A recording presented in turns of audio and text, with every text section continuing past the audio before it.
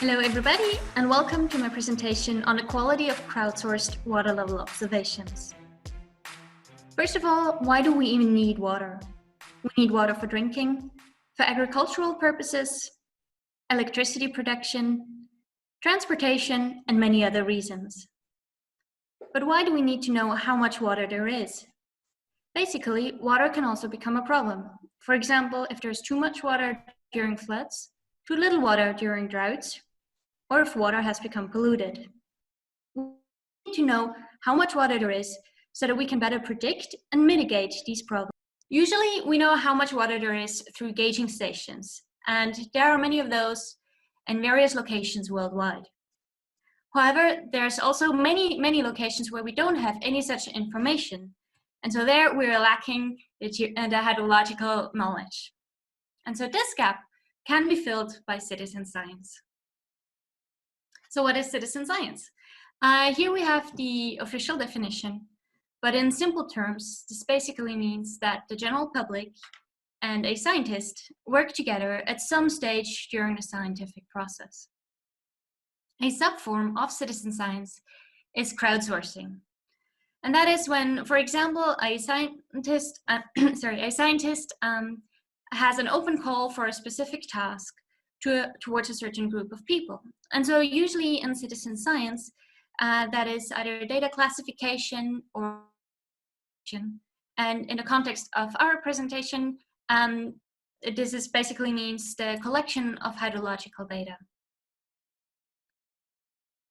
Citizen science in hydrology is not new.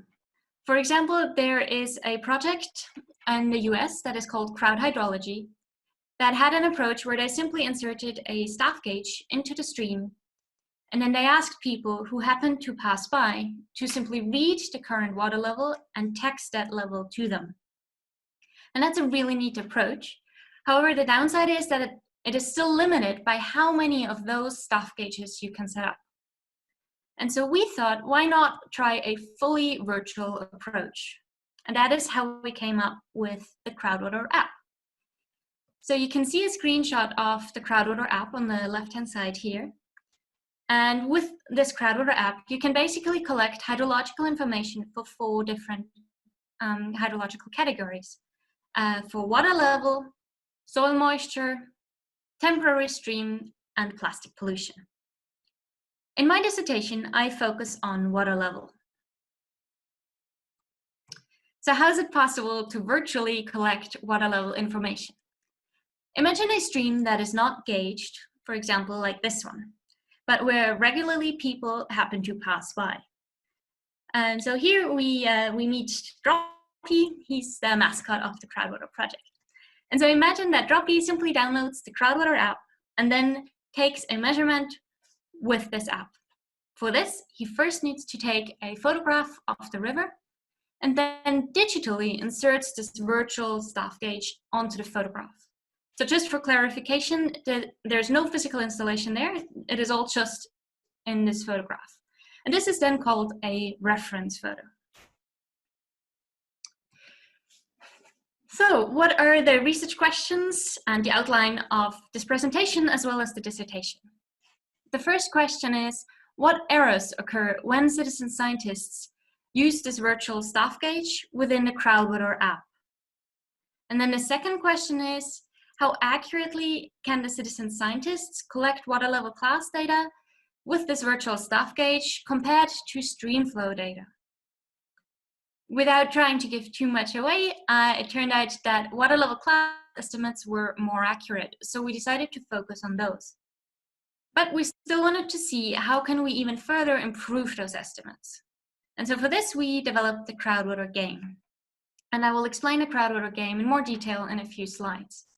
But 2 more research questions developed out of this game, and they were, is it possible to crowdsource the data quality game?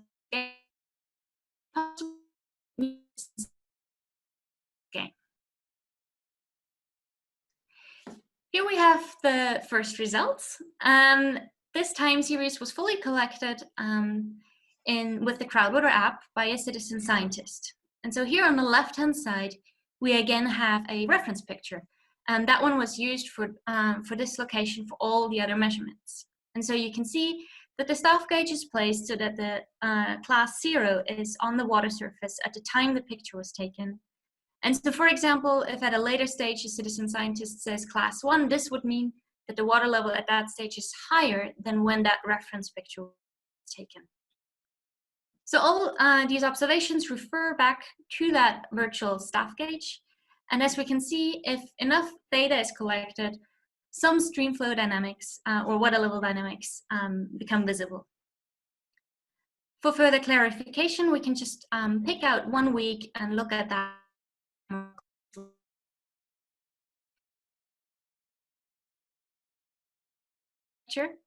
And then in this week, the citizen scientist went out a couple of times, and they always took another picture and they added a water level class value.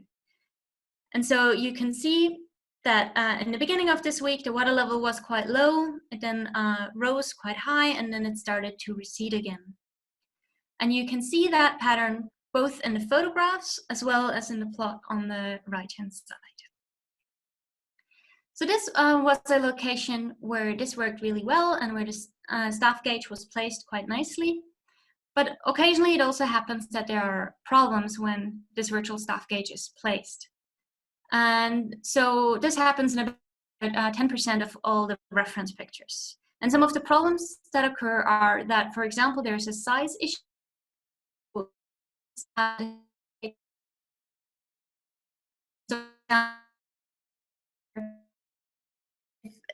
Class number 5 would occur, that's already quite a substantial flood. And then more rarely, the staff gauge was placed too small. Sometimes it just wasn't placed correctly. For example, the photograph wasn't taken at a very good angle, or sometimes the class 0 of the staff gauge was not aligned with the water surface. Sometimes there was an unsuitable location selected. For example, if there is no proper reference structure in the background, it is hard to make updates, or if the opposite riverbank is too far away. Also, sometimes we assume that people recently downloaded the app and wanted to start testing it right away without having a river close by. So we assume that was one of those cases. So this refers just to the reference pictures and to the placement of the virtual staff gauge. But we also wanted to see how good citizen scientists can make update estimates. So for this, we went outside and we did a survey at 10 different locations in Switzerland.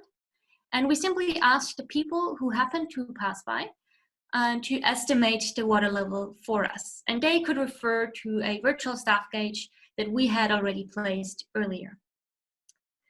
And so we can see the results in this.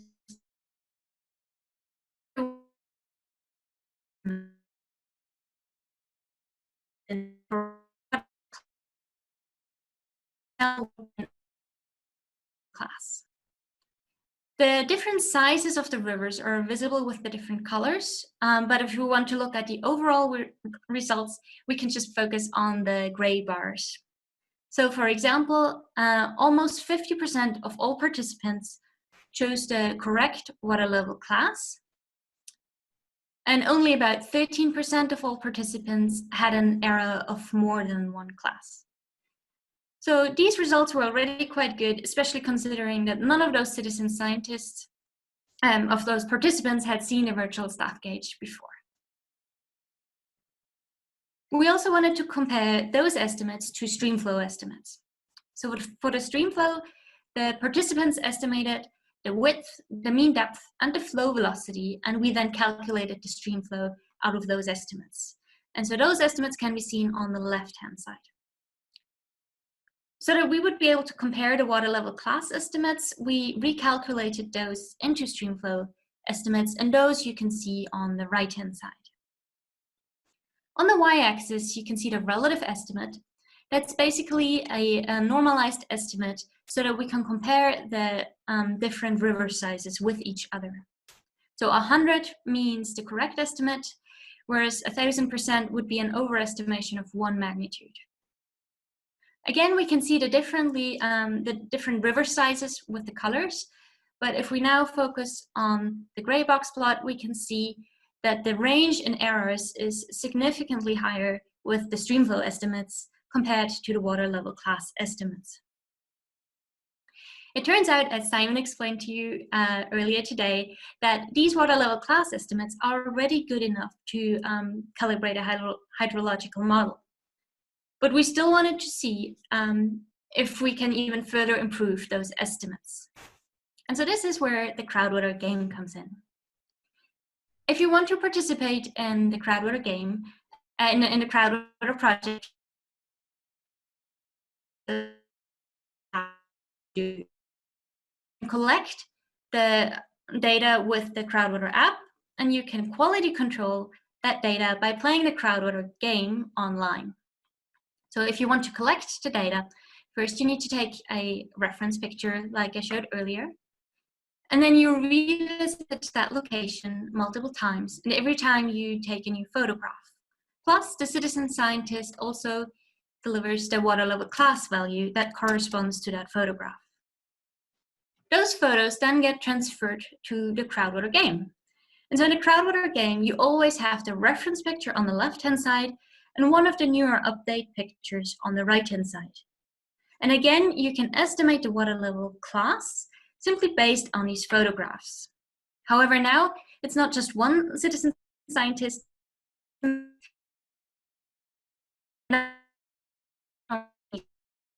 calculate a mean water level class and compare that value to the original app value. And there's 3 possible outcomes of that comparison. Because we have a mean, sometimes we can see that the actual water level is likely between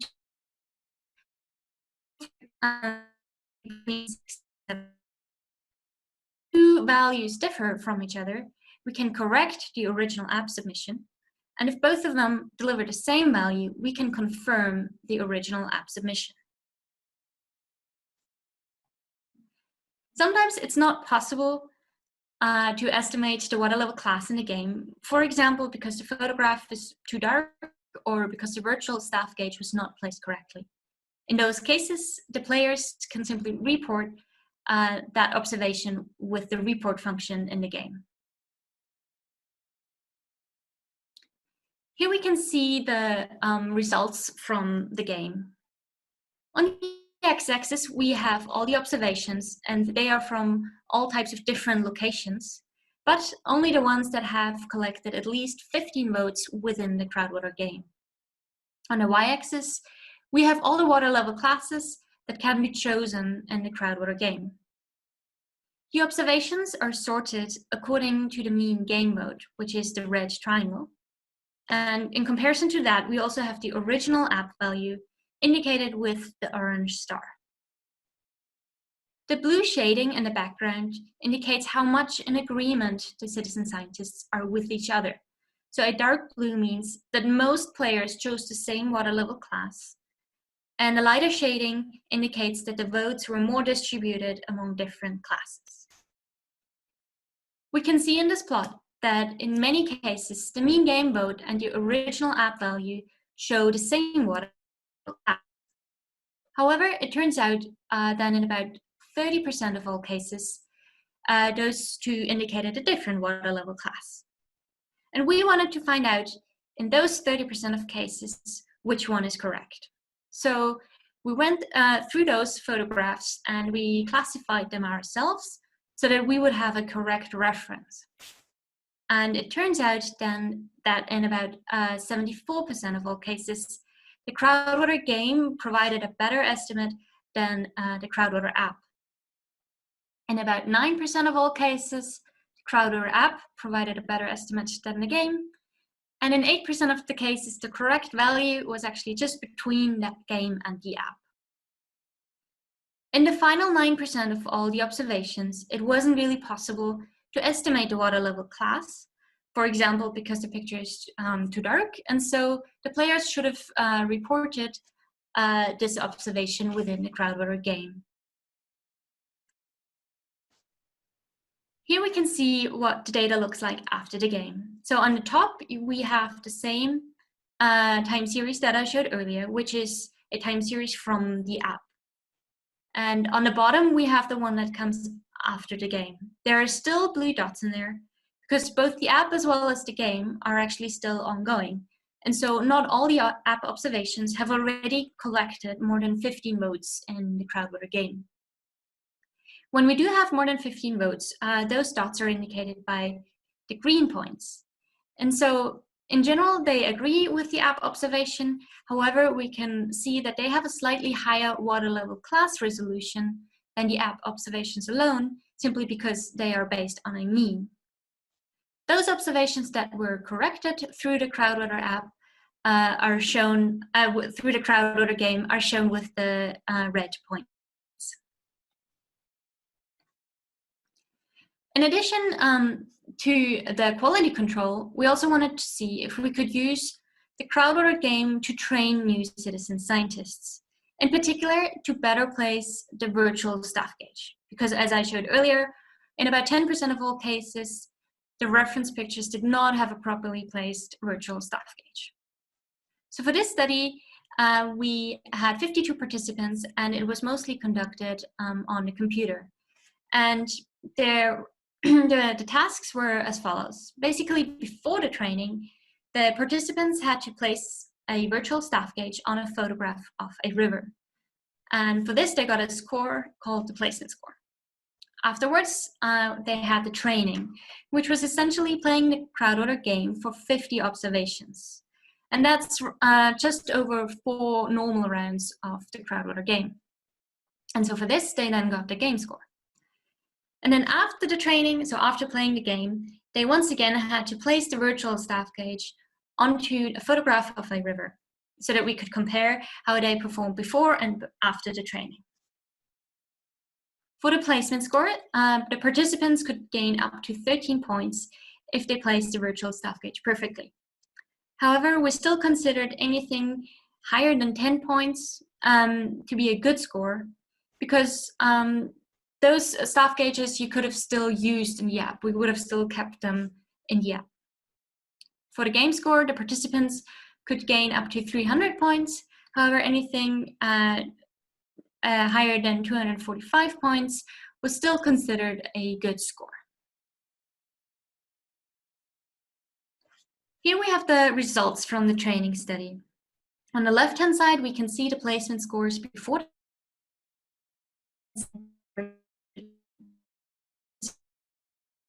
between before and after.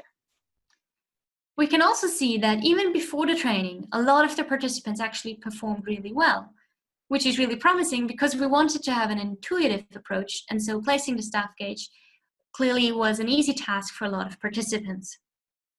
However, in this particular case for the training study, we were more interested in the participants that didn't perform so well before the training, because those are the ones that could benefit the most through training.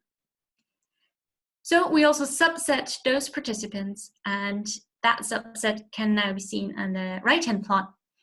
So if you look at the scores before the training, you can see that it only shows those participants that had up to 9 points in the placement score. And still, there was a significant improvement between before and after the training. We can also see on the right-hand side in the after training plot, though, that there are still some participants who, even after the training, didn't place the virtual staff gauge so well. This plot basically shows the same data, but shown in a slightly different way. So on the x-axis, we have the placement score, and on the y-axis, we have all the 52 participants. So each arrow is basically one participant, and it points from the score before the training to the score after the training. So as an example, if we take the uppermost, that participant had 12 points before the training and then 13 after the training. If there's just a dot and not an arrow, that means that the participant had the same score before and after. The colors of the arrows indicate how well they performed during the training, so how good their game score was. So green means that they had a high score, blue means an average score, and red a rather low game score. There was no direct correlation between how well the participants performed during the training and how much they improved after the training, but there are still some interesting patterns to see. All the participants who performed well in the training task, with the exception of one, had a good placement score after the training. And the participant with the biggest improvement, so from 2 to 13 points, had an excellent game score. However, on the other hand, all the participants with a low game score also had a good placement score after the training. And the participants with a low placement score all had an average game score, also with the exception of one. So we can see that there's no clear correlation, and the reason for that might be that the learning process during the training comes gradually. So early on, participants might only gain very few points, but still by the end of the training, they realized what the key points are for how to best place a virtual staff gauge. So what are the take-home messages from this presentation? If you enjoyed the CrowdWater project, feel free to download the CrowdWater app from your app store, or to play the CrowdWater game on your computer, and you can find it on our homepage. The main conclusions are that water level class observations can be collected by citizen scientists through the CrowdWater app, and they are more accurate than streamflow estimates. The CrowdWater game can be used to crowdsource quality control of observations that were collected from the app, and the game can also be used to train new citizen scientists to better place the virtual staff gauge. This was a citizen science, or is a citizen science project, so obviously outreach was quite important, and we went through to a lot of different events such as scientific conferences, local fairs, and we interacted with schools. And so I would like to take this opportunity to especially thank all of our citizen scientists. We really appreciate all the work that you put into this project and all the data that you provided to us. And so because this is a citizen science project, we also wanted to make sure that all the scientific results can be communicated with the general public as well. And so for this, we made these comics that basically bring across the main messages from the publications. And I will just leave that up while we start with the questions so that you can look at it a bit closer. Thank you for your attention.